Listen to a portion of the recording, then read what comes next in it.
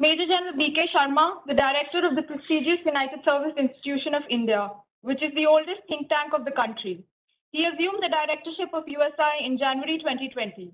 Prior to his elevation, he was the director, research, and head of the Center for Strategic Studies and Simulation at the USI. He specializes in strategic net assessment, scenario building, and strategic gaming.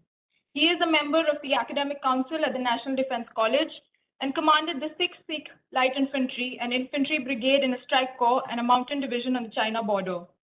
A recipient of awards of the Ati Vishesh Seva Medal and Sena Medal twice from the President of India for rendering distinguished national service and display of courage and bravery. He regularly writes for Indian and foreign journals and participates in seminars in India and abroad. I would now request Director USI, Major General B.K. Sharma, to deliver the welcome address.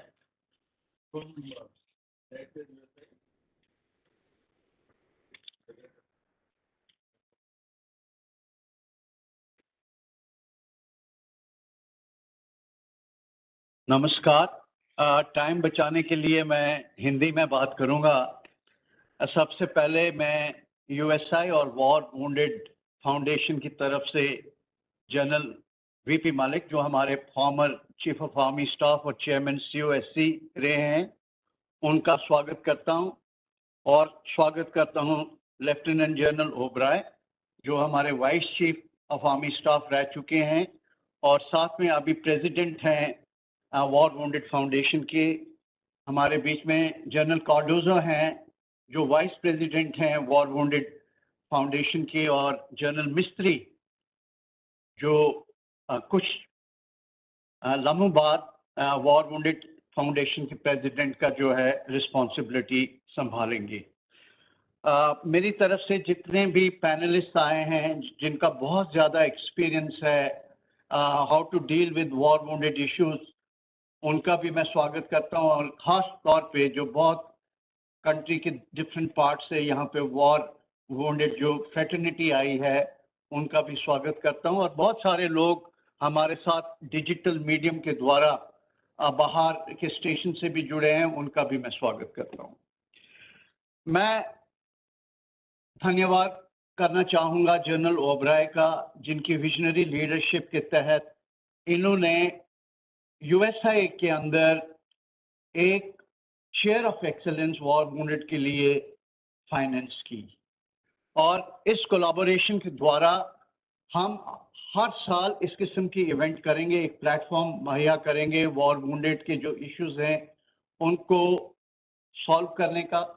फिर इसके अंदर हम जो है हर साल जो है ऐसे कंपटीशन करवाते हैं, और साथ में काफ़ी सारा लिटरेचर और जो ओकेजनल पेपर्स हैं, इस किस्म का लिटरेचर, जो पूरी जो इकोसिस्टम है जिसको एड्रेस करना चाहिए वॉर वुंडेड के इश्यूज को, उनको हम सेंसिटाइज करें, उनके साथ हम ये इशू रेज करें, तो उसके लिए वो लिटरेचर निकाल रहे हैं।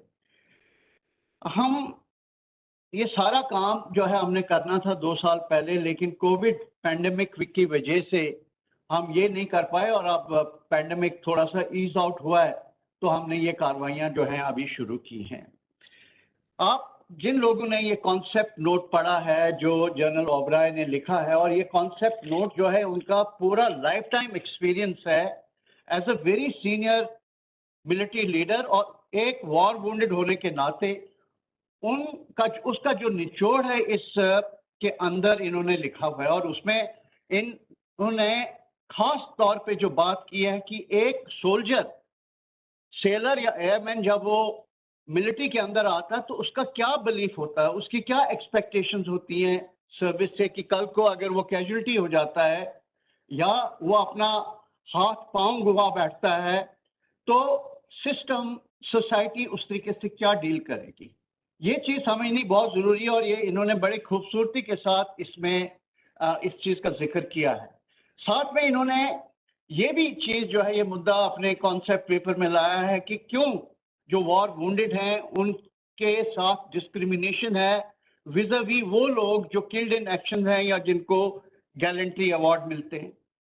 इन्होंने ये भी इस चीज़ पे जोर दिया है कि किस तरीके से हमारी जो पॉलिसीज़ और प्रोग्राम्स हैं उनमें उनका हमें रिव्यू करना चाहिए और उनमें बेहतरी लानी चाहिए, जो लेजिटिमेट एस्पिरेशंस हैं वॉर वुंडेड की, ताकि उनको एड्रेस किया जाए। और इस सब चीज के लिए एक एटीट्यूडनल चेंज, हमारे सोचने का ढंग, हमारा कंडक्ट, वो बहुत जरूरी है, क्योंकि हर चीज जो है एटीट्यूड से शुरू होती है। एक और बहुत ही इंपॉर्टेंट मुद्दा जो इनके कॉन्सेप्ट पेपर में है वो है कि डाटा बैंक ही नहीं है। इतनी सारी एजेंसी जो है वॉर वुंडेड के इश्यूज के साथ डील करती हैं, तो एक पूरा होलिस्टिक जो डाटा बैंक क्रिएट किया जाए, एक सिंगल विंडो हो जिसके तहत हमें पता लगे कि वॉर वुंडेड कौन है, किधर है, कहाँ रहता है, उसकी प्रॉब्लम्स क्या है, ताकि उसको उन चीज़ों को एड्रेस किया जाए। इसके अलावा और भी चीज़ें इन्होंने जो है उसमें ली हैं कि इसमें सिस्टम क्या होना चाहिए, अवार्डिंग ऑफ डिसेबिलिटी का, ये सारी चीज़ें मुद्दे आगे आएंगे। और एक्स ग्रेशिया पेमेंट जो है उसके बारे में इन्होंने बात की है, किस तरीके से देनी चाहिए, एनजीओ के साथ क्या कोलैबोरेशन होनी चाहिए, जो एप्लीकेबिलिटी है डिसेबिलिटी एक्ट 1995 उसमें डिस्क्रिमिनेशन हैं जो बाकी गवर्नमेंट एम्प्लॉयज हैं उनके बीच में, और जो सर्विंग या जो हमारे रिटायर्ड डिसेबल्ड है उनके बीच में। इसी तरीके से एक एस्पिरेशन देने की जरूरत है वॉर वुंडेड को। उसको ये नहीं लगना चाहिए कि अब उसकी जिंदगी जो है खत्म हो गई है।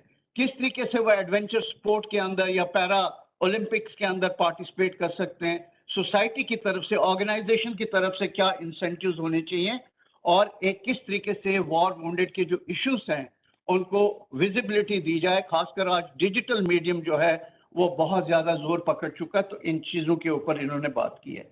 अब जब मैं कॉन्सेप्ट पेपर पढ़ रहा था और साथ में जो बाकी जो पैनलिस्ट बातचीत कर रहे हैं, तो बहुत सारी चीजों को जो पैनलिस्ट के पेपर्स हैं उनको रीइंफोर्स करते हैं या उनको और ज्यादा उसमें क्लैरिटी लाते हैं, जो आपको सुनने का मौका मिलेगा।